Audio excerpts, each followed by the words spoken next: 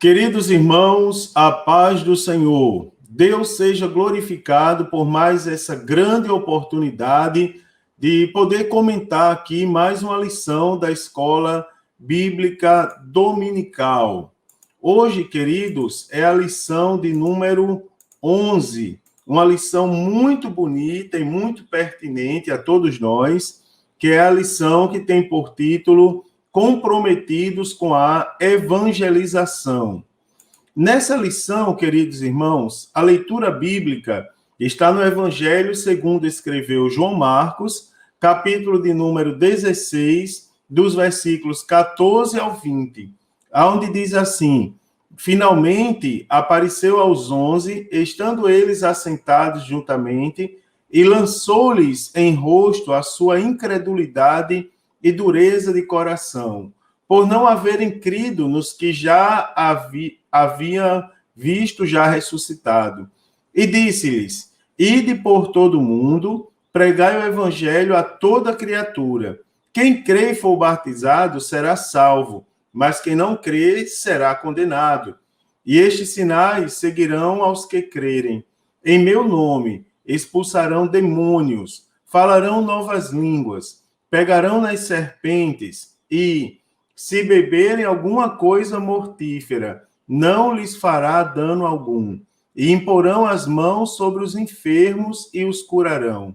Ora, o Senhor, depois de lhes ter falado, foi recebido no céu e assentou-se à direita de Deus. E eles, tendo partido, pregaram por todas as partes, cooperando com eles o Senhor e confirmando a palavra com os sinais que se seguiram.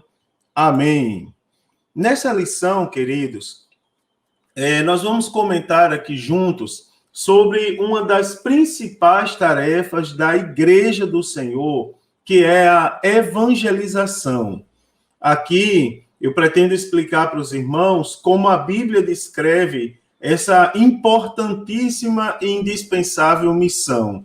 Também destacar o porquê da Igreja precisar estar comprometida com a proclamação do Evangelho. E, por fim, quais as principais características de uma pessoa que é comprometido com ganhar almas, não é? Compromissado com essa importante missão. Ganhador de almas. Quais as principais características que um ganhador de almas comprometido com a evangelização? Primeira coisa que nós precisamos entender sobre esse maravilhoso assunto são algumas definições dos termos evangelho e evangelização. E lembrando agora, eu até acrescento aos irmãos evangelismo, né? São três termos aí que, digamos, causam uma certa confusão. Evangelho, evangelização e também o termo evangelismo. Primeiro, evangelho. Evangelho, o termo se deriva do grego, né? Evangelion, que significa literalmente boa notícia ou boas novas. Isso já é um termo bem conhecido do nosso dia a dia. Então, o evangelho, na verdade, são boas novas de perdão dos pecados, de salvação para a alma e de vida eterna em Cristo Jesus. O apóstolo Paulo, em sua carta aos Romanos, no capítulo 1, versículo 16, ele definiu o evangelho como poder de Deus para a salvação de todo aquele que crê, não é? Também é uma definição bem comum de nós ouvirmos no dia a dia, no nosso dia a dia de igreja. Agora, queridos, os dois termos evangelização e evangelismo. Primeiro, do grego evangelion mais ismo, indica a exposição sistemática da doutrina e dos métodos da proclamação do Evangelho de Cristo, de conformidade com a urgência da grande comissão. Então, em outras palavras mais simples, mais prática, evangelismo, não é a exposição dos métodos de proclamação do Evangelho. É isso? Então, todas as vezes que os irmãos ouvirem falar de evangelismo, por exemplo, criar algumas situações na prática. Ninguém que está evangelizando está fazendo um evangelismo, né, irmãos? Tornou-se um vício de linguagem, digamos, de nós crentes, falar que vai fazer um evangelismo. Primeiro, que já está feito, ninguém faz. Segundo, que evangelismo é a sistemática, a doutrina sistemática dos métodos de proclamação do evangelho. O evangelismo ele é feito quando nós propomos um seminário, não é? O correto é o seminário, ele não é de evangelização, ele é de evangelismo, não é? Quando eu digo que vai ser proposto um evangelismo, então nós vamos propor um seminário, uma escola, um curso de como evangelizar, de expor os métodos, né, de proclamação do evangelho de Cristo. Então, isso é evangelismo. Evangelização diz respeito à prática do evangelismo, né? Com aquele que a gente faz no dia a dia, por exemplo, entregando folheto, por exemplo, pregando em praça pública com som, pela internet hoje em dia, pelo WhatsApp e tantas outras maneiras. Aquilo ali é a prática do evangelismo, aquilo é a evangelização. Então, a evangelização é a comunicação do evangelho, né? A comunicação, de tal maneira que uma pessoa possa tomar uma decisão consciente de aceitação ou rejeição à pessoa de Jesus Cristo como Senhor e Salvador. Então, apenas reforçando para os irmãos fixarem bem, evangelismo é a exposição sistemática da doutrina e dos métodos de proclamação do evangelho, né? É a maneira de ensinar a evangelizar. E a evangelização é a comunicação do evangelho para alguém ou para várias pessoas, de maneira que essas pessoas venham tomar uma decisão consciente de aceitação ou rejeição à pessoa de Jesus Cristo como Senhor e Salvador da vida dela. Tá certo? Então, como a Bíblia descreve a evangelização? Como referência para isso, no livro Manual de Evangelismo, do pastor Valdir Bícego, ele menciona como a Bíblia descreve essa importante tarefa. Primeiro, a Bíblia descreve como mandamento. Então, o Senhor Jesus foi quem nos ordenou pregar o evangelho, pois ele quer é desejo do Senhor que a mensagem de salvação alcance toda criatura, todas as nações, todo mundo, todas as aldeias e todos os lugares. Mas, pastor, presta atenção. O senhor acabou de falar que evangelismo é a maneira de expor os métodos de evangelizar. Tudo bem, e eu não te retiro nada. Eu estou falando em manual de evangelismo, não é? Então, só para a gente não confundir os termos. O Senhor, né? O Senhor Jesus, ele mandou que a gente pregasse, não é? Só que ele fez o seguinte, ó, você presta atenção que o mesmo Jesus, quando mandou os seus discípulos, ou os seus apóstolos, né? Os seus discípulos, quais ele chamou apóstolos. O mesmo Jesus que mandou os seus apóstolos pregarem, ele ensinou como pregar. Por exemplo, quando ele enviou os 70 de 2 em 2, ele passou uma série de instruções. Não leve alforje, não é? Não leve bolsa, toda cidade, toda casa onde vocês chegarem, saúdem com a paz. Então, ele ensinou as pessoas a evangelizar. Então, ele não só ordenou evangelizar, como ele também ordenou ensinar a evangelizar. Então, na verdade, Jesus mandou as duas coisas. Só para a gente discernir bem essa questão da diferença entre o evangelismo e a evangelização. Jesus mandou fazer as duas coisas. Ele tanto mandou evangelizar, como mandou as pessoas ensinarem a evangelizar. Então, ele mandou que ensinasse toda criatura, todas as nações, não é? Todo mundo, todas as aldeias, todos os lugares. Então, todos os crentes receberam, sem exceção, todos os crentes, eles receberam de Deus a incumbência. E preste bem atenção qual foi a incumbência do Senhor. Tanto de evangelizarem, como de ensinar as pessoas a evangelizar. Então, todo crente, ele tem essa dupla missão em suas mãos, tá certo? É tarefa de todos os crentes em Jesus. Então, primeiro nós devemos evangelizar, encarar a tarefa de evangelizar, o evangelismo, né? De acordo com a Bíblia descreve como um mandamento. Segundo, a Bíblia descreve como uma obrigação. Então, o apóstolo Paulo, ele via a tarefa de evangelizar como uma obrigação. Ele diz assim, pois me é imposta esta obrigação, e ai de mim se não comunicar o evangelho. Então, você vê, não significa dizer, não estou dizendo aqui, que todo crente deva pregar a palavra constrangido ou forçado, não é? Lógico que nós devemos sentir no coração um profundo desejo de falar de Cristo. É impossível um crente que tem o Espírito Santo, ele não sentir esse desejo. Eu vou dizer a vocês por quê. O batismo no Espírito Santo, por exemplo, ele é um revestimento de poder de Deus para alguns objetivos. O nome de Deus ser glorificado, tá certo? A igreja ser edificada.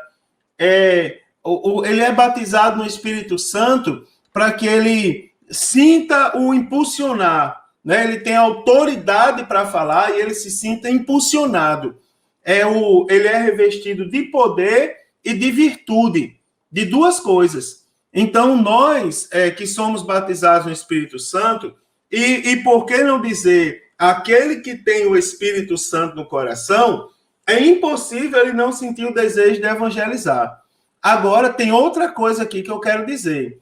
Pregar a palavra não é só você falar da palavra. Você prega a palavra com gestos. Existem maneiras de você evangelizar. Existem maneiras de você proclamar as boas novas. Tem lugares, eu já passei por lugares, onde nós não poderíamos falar. Então, qual foi a estratégia que eu fiz, que eu desenvolvi? Espalhar cartazes por aqueles lugares. A mensagem não podia ser falada, mas ela poderia ser escrita.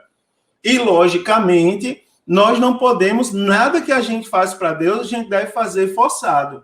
A gente deve fazer de coração. É um princípio da ética cristã, inclusive. Tudo que você fizer por palavras ou por obras, faça de todo o seu coração como que para Deus.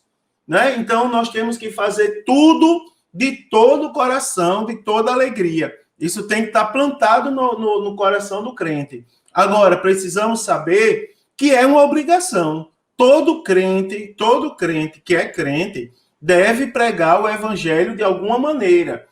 Uma vez um pastor me falou que o simples fato de nós caminharmos para a casa de Deus, né, o simples fato da gente caminhar já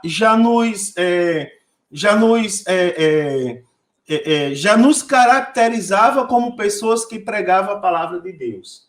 Ele diz, quando os crentes caminham para a igreja, por exemplo, quando os crentes caminham para a igreja com a Bíblia na mão, ele disse, em outras palavras, eles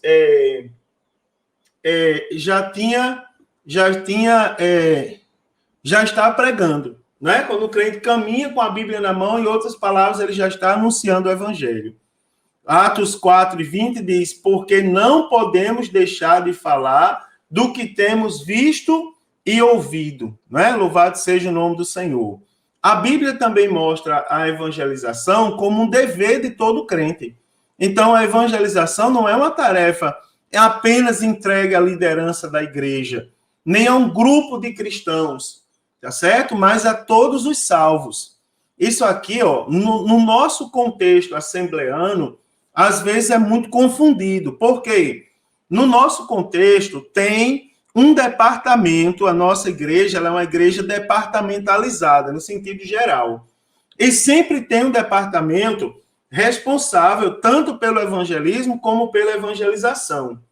E as pessoas meio que se acomodam, no sentido de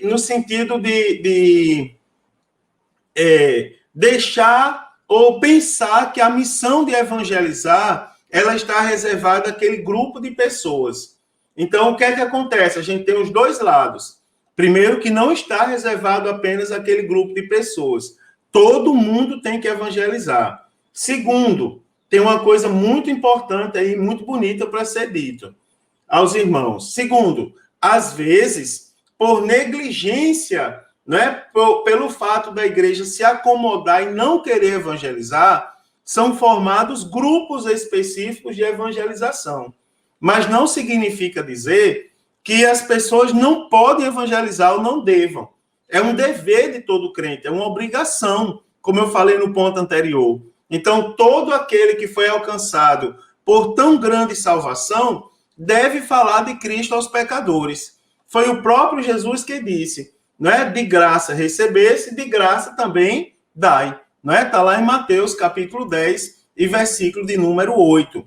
Também a Bíblia descreve a evangelização como desafio. Aí eu vou dizer uma coisa para você que eu preciso reconhecer. Pregar, anunciar as boas novas, não é uma tarefa tão fácil, tá certo? Não é uma tarefa tão fácil. Aquele que se dispõe a anunciar a mensagem de salvação, ele precisa estar consciente, ser conscientizado que virão dificuldades. Os apóstolos, por exemplo, eles foram açoitados, ameaçados e até presos por pregar, não é, a Cristo. Eles passaram por isso. Não significa dizer que obrigatoriamente nós vamos passar por isso também. Nós vamos ser açoitados, ameaçados, presos, mas nós vamos enfrentar desafios. Por exemplo, o apóstolo Paulo também enfrentou oposição por parte de Elimas, o encantador, no Areópago por parte dos escarnecedores, e nas suas viagens missionárias por parte das autoridades religiosas de Israel. Então, o crente precisa entender, até porque para ele não desenvolver em si aquela famosa manha.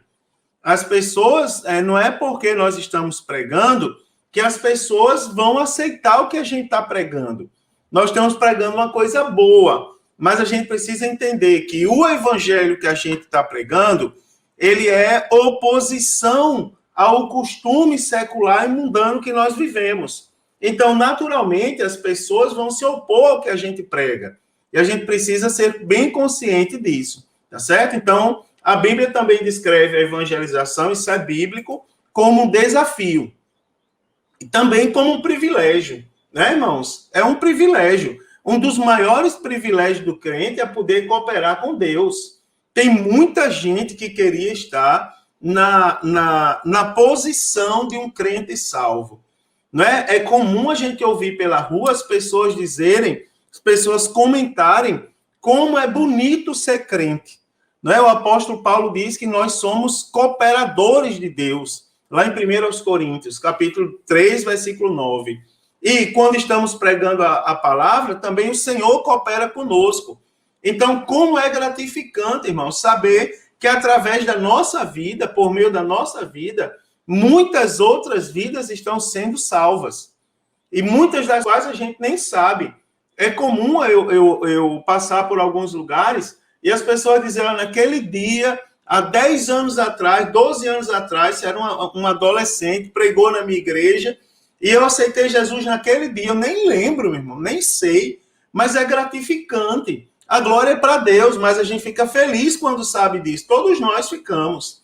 O apóstolo Paulo, ele tinha essa experiência com os irmãos da Tessalônica, né? E como alguns dos seus filhos da fé, como Tito e Onésimo. Então, ele tinha essa experiência de ser privilegiado. Louvado seja o nome do Senhor.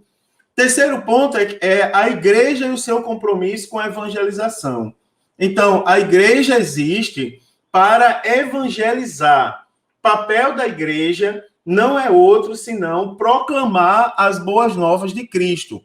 Então, acerca de um dos propósitos pelo qual a igreja existe, afirma o apóstolo Paulo, Pedro, aliás, me perdoe, na sua primeira carta, capítulo 2, versículo 9.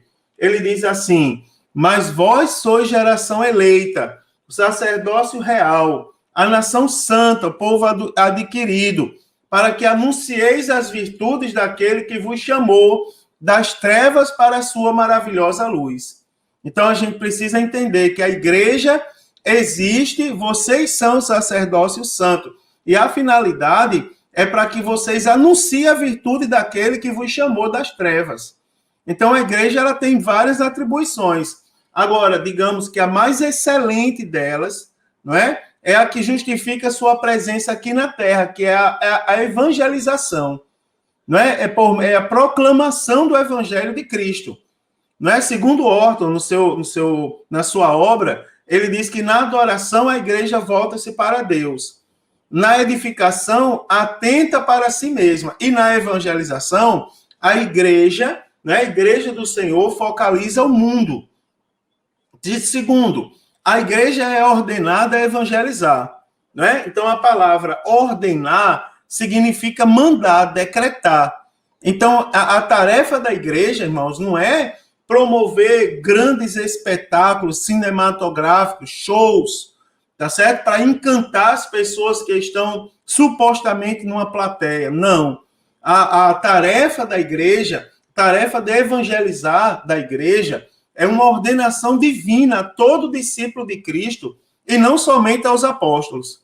Não é? O pastor Antônio Gilberto, em sua obra, saudoso pastor Antônio Gilberto, ele diz assim: a ordenança bíblica da proclamação do evangelho em todo o mundo sinaliza o seu caráter universal, ou seja, o direito que todos os povos têm de ouvi-lo de forma clara e consciente para crerem no Senhor Jesus Cristo, arrependerem-se de seus pecados e ter a certeza da vida eterna. Tá certo? Terceiro, a igreja se realiza evangelizando. Então, o apóstolo Pedro não podia deixar de falar daquilo que tinha visto e ouvido, mesmo sofrendo afrontas e açoites no sinédrio. O apóstolo Paulo tinha a evangelização como uma obra que lhe foi imposta. Ele se realizava em pregar o evangelho, ainda que lhe custasse a vida. Né, irmãos? Olha só que coisa interessante. O verdadeiro movimento pentecostal missionário ora pelas missões, contribui para as missões, promove as missões. É um movimento que vai ao campo missionário. Ou seja, a igreja que não evangeliza, muito em breve deixará de ser evangélica. Não é? O termo evangélico diz respeito à igreja que prega o evangelho, que anuncia o evangelho. Quarto, é assim, irmãos, a igreja só pode continuar a existir, dentro do que eu falei agora, se evangelizar, não é? Logicamente, como a igreja poderá crescer em número se não evangelizar? A existência da igreja depende da prática da evangelização. Do contrário, a igreja não existe. Uma igreja que não evangeliza não é igreja. No livro dos Atos dos Apóstolos, nós vamos perceber claramente os apóstolos inflamados pelo poder pentecostal, não é? Pregando o evangelho, e o pequeno grupo de quase 120 discípulos aumentando de forma extraordinária. Então, na primeira pregação do apóstolo Pedro, né, na ocasião do dia de Pentecostes, quase 3.000 almas se decidiram por Cristo. Já na segunda mensagem, mais de 5.000 pessoas se converteram. Então, o relato do evangelista Lucas disse que a igreja tinha um crescimento extraordinário, porque a evangelização e o evangelismo se tornou uma prática constante no meio da igreja. Né? Tanto a maneira de ensinar a pregar como a prática da pregação, da evangelização, se tornou uma prática constante. Deus abençoa isso. O quarto ponto é um ponto muito interessante que eu vi muito nos cursos de evangelização.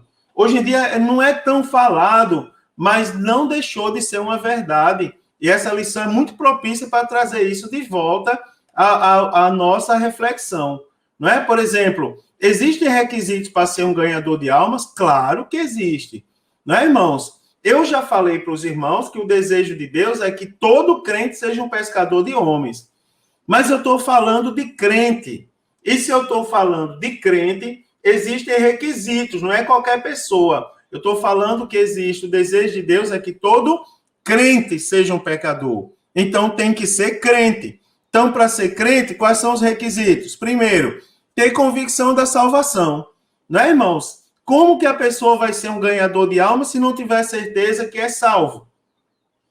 Então, aquele que prega a palavra de Deus, né, o pregador, ele deve saber em quem tem crido, reconhecer que é filho de Deus, que já passou da morte para a vida, que será arrebatado e que estará para sempre com o Senhor nos céus. Se não tiver convicção disso, como vai pregar isso para outra pessoa? Como eu vou querer ensinar para alguém uma coisa que eu não acredito, que eu inclusive julgo que não é certo? Então, somente quem tem essa certeza é que poderá pregar a mensagem de salvação para as almas perdidas. Segundo, irmãos, ter amor pelas almas.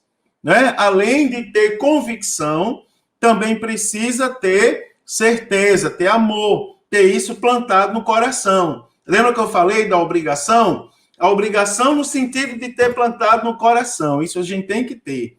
Então, o sentimento do evangelista, do evangelizador, tem que ser o mesmo de Cristo. O Espírito é o mesmo. Qual é o sentimento? Amor e compaixão pelas almas. Não é, irmãos? Em todo o ministério de Cristo foi dedicado à conquista dos pecadores. Ele via os pecadores como ovelhas que não têm pastor e como doentes que necessitavam de médicos. Então, o amor pelas almas é o resultado de uma comunhão íntima com Deus. Não é uma coisa que... Nos seminários nós somos orientados, mas na comunhão com Deus é algo que nasce no nosso coração.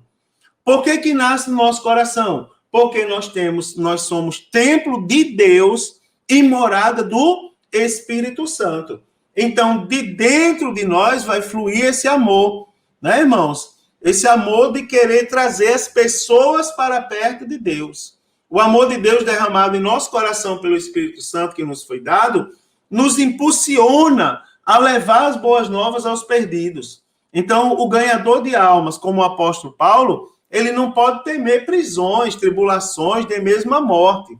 O desejo do ganhador de almas, como o apóstolo Paulo, você vê que o apóstolo Paulo ele não era arruaceiro, ele não falava besteira, não, ele sentava e disputava a verdade. Ele pregava a verdade, anunciava o que é certo.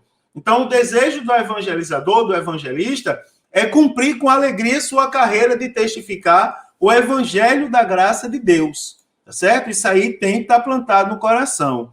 Terceiro ponto é ser cheio do Espírito Santo. Por quê, irmãos? Por que isso tem que ser requisito?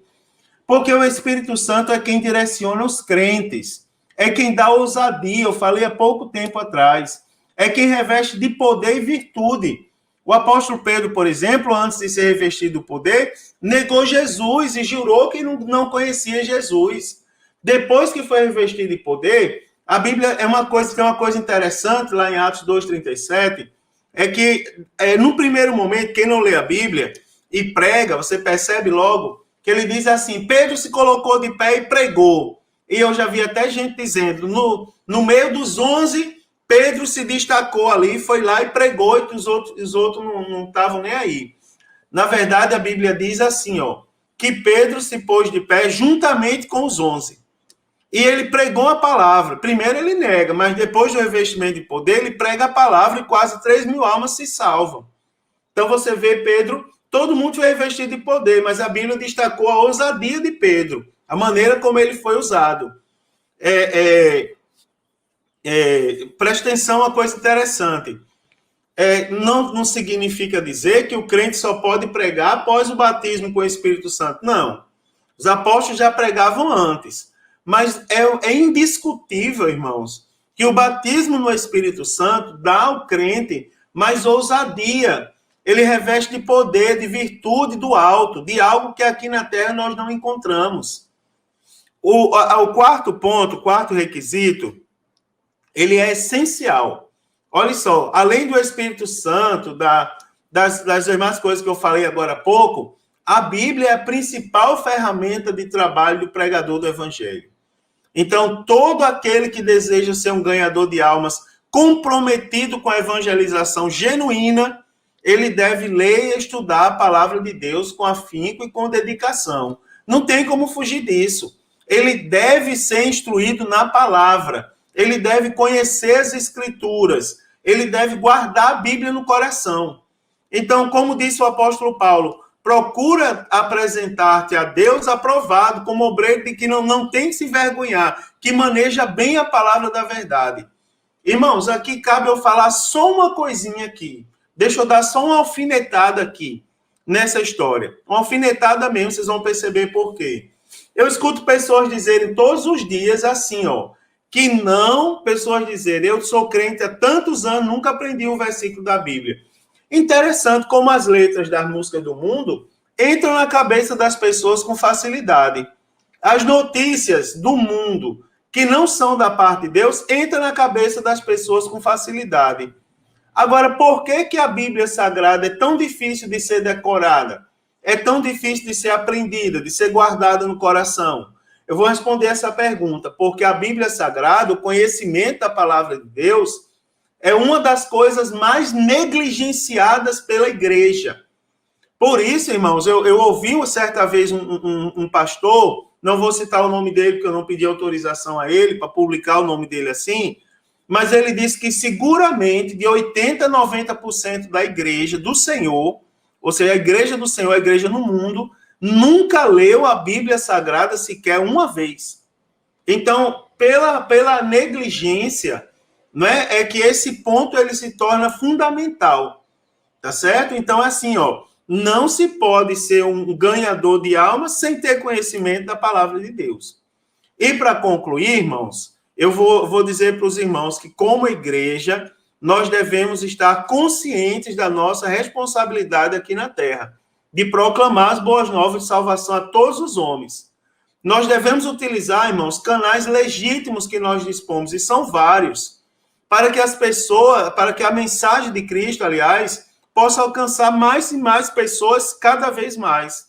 Então, esta, sem sombra de dúvidas, tá certo? Indiscutivelmente, é a maior contribuição que nós, como igreja, podemos dar à sociedade. Tá certo, queridos? Então, que Deus nos abençoe, que todos nós possamos participar de mais uma excelente aula, porque o tema é muito bom, dá margem a muitas discussões. Eu gostaria de falar muito mais, mas eu não posso estender muito o vídeo, não é? Mas o assunto ele é muito bom. Então, que ele seja muito bem explorado, faça pergunta ao seu professor, não é? Peça dicas de como evangelizar, tá certo? Faz parte da aula também. Pergunte, tire dúvidas, isso é certo, isso é errado, devo fazer isso? Quais são as coisas mais comuns que a gente comete, que eu devo evitar, tal? E saia dessa aula pronto para ganhar almas para Jesus Cristo, tá certo? A paz do Senhor a todos e que o Senhor continue confirmando as suas ricas promessas na vida de cada um dos irmãos.